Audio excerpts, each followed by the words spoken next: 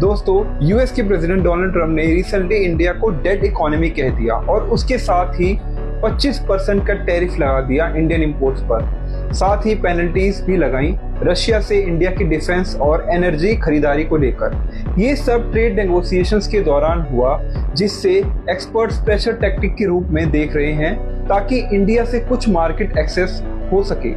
लेकिन अगर हम डेटा देखें तो ट्रंप की बात बिल्कुल गलत है।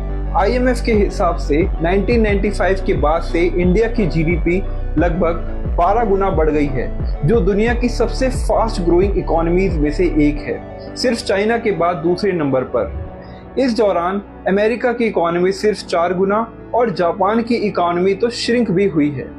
इंडियन गवर्नमेंट और एक्सपर्ट्स के मुताबिक 2025 तक इंडिया की जीडीपी $4.1 ट्रिलियन या उससे ज्यादा पहुंच सकती है, जो जापान को पीछे छोड़कर तीसरी सबसे बड़ी इकोनॉमी बनने के बराबर है। आज इंडिया ग्लोबली चौथी सबसे बड़ी इकोनॉमी है और ग्लोबल ग्रोथ का 16% हिस्सा है। इंडिया की सरकार और बिजनेस लीडर्स ने इस पर जोर से जवाब दिया है। कॉमर्स मिनिस्टर पीयूष गोयल ने पार्लियामेंट में कहा कि इंडिया अब फ्रेजाइल 5 इकोनॉमी से आगे बढ़कर ग्लोबल इकोनॉमी का इंजन बन गया है, जिसमें युवा पॉपुलेशन, डिजिटल इनोवेशन और मैन्युफैक्चरिंग ग्रोथ का बड़ा योगदान है। प्राइम मिनिस्टर मोदी ने वाराणसी रैली में सबको स्वदेशी मूवमेंट के पीछे खड़े होने को कहा, जिससे वोकल फॉर लोकल कहा जाता है। मोदी जी कहते हैं कि असली राष्ट्र सेवा तो तब होती है जब हम अपने देश के प्रोडक्ट को सपोर्ट करते हैं, खासकर जब दुनिया में इंस्टेबिलिटी ज्यादा है। हालांकि इंडिया के सामने अभी भी कुछ चैलेंजेस हैं। ग्रोथ रेट पिछले कुछ सालों में 6% तक आया है। अनएम्प्लॉयमेंट और पॉवर्टी जैसे मुद्दे हैं और मैन्युफैक्चरिंग सेक्टर उतनी तेजी से बढ़ नहीं पाया जितनी उम्मीद थी।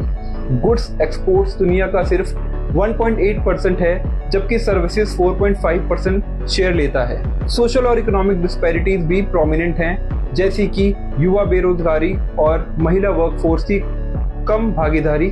फिर भी इंटरनेशनल एजेंसीज और एक्सपर्ट्स इंडिया की इकोनॉमी को डायनेमिक और फास्टेस्ट ग्रोइंग मेजर इकोनॉमी बताते हैं, जिससे डेड इकोनॉमी कहना बिल्कुल गलत है।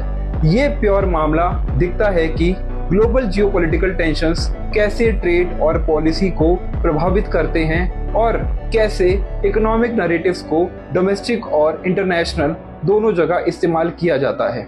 इंडिया ने ट्रंप के क्रिटिसिज्म को एक नए राष्ट्रीय जज्बे में बदल दिया है, जिसमें इकोनॉमिक सेल्फ रिलायंस और आत्मनिर्भर भारत पर जोर दिया गया है।